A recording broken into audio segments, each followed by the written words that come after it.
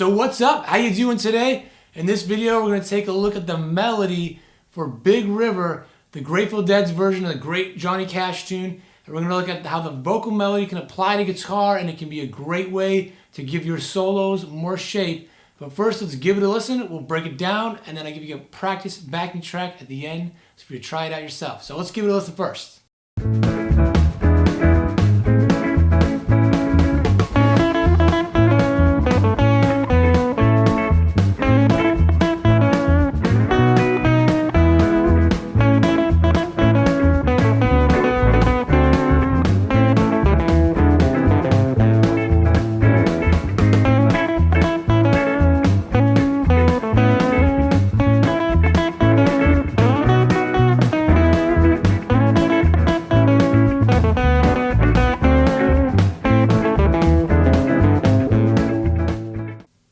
So what's going on? This is an easy, quick, short, kind of blues-like tune in A. So looking at just the melody, we've got the major third of A, right? 6th fret, 3rd string right here, going to the 5th right here.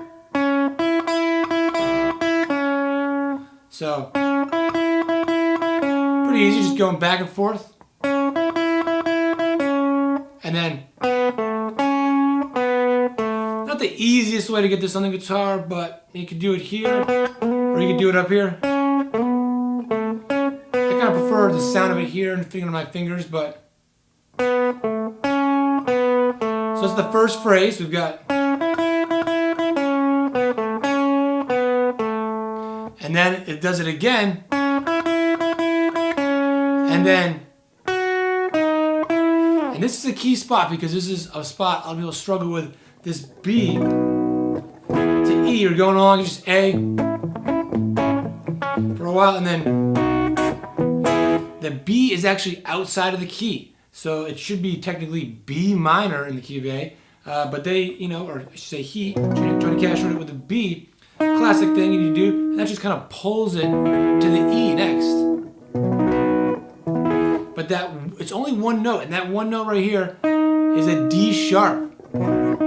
This note is the 3rd of B, and that's a key note to get, and that's not in the normal scale you'd be using in, A major pentatonic or even A minor pentatonic, because you can kind of use both in this case, but neither of them have that note, so that's a key note, but in the melody, it's right there. So that's why learning the melody can really help us attach ourselves to what's happening in the song without even knowing what's really going on. I'm talking about it right now, but we don't even need to know what's going on. So again, we've got that phrase here.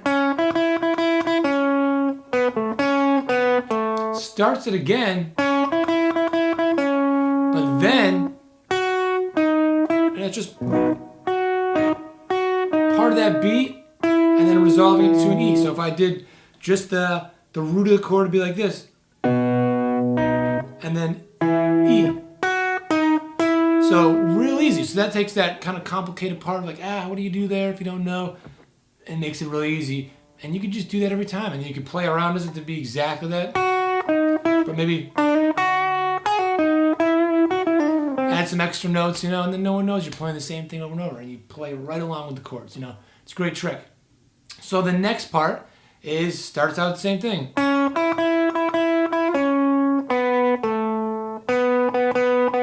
This time hanging on the B here. And then hitting this C right here. So another note outside of the normal A major, but that part of that A minor pentatonic, in this case it hits it right over the D, which is where you play like a D7, That's the flat 7 of D, so it gives it a little edge, And then we go right down the pentatonic. And you could add a little bend there. Kind of fits the style of the music, that bluegrassy, like that, So, and right down that minor pentatonic scale. So that's a classic thing for this style of music. It's a lot of major stuff, hitting this major third. It's really stressing that, but then at the end, getting more minor, so we want to be getting used to getting back and forth with that. Getting onto all that is a whole nother topic, but for this, you don't even need to know all that stuff. Just learn the melody and it'll make it sound like you know all that stuff without knowing it, you know? So that's the beauty of it. So work that out, try it real slow, you know, listen to the song. I'd say listen to the original, but that's a totally different key. So listen to any version from the Dead and try to get the timing of the melody, or go back to the beginning of the spot me playing it. But try it with the track yourself. You know, really get it on your fingers. This is a great thing to really memorize, get it down, and it'll make your soloing much, much more attached to the actual song. So have fun with it. Good luck, and I'll see you in the next video.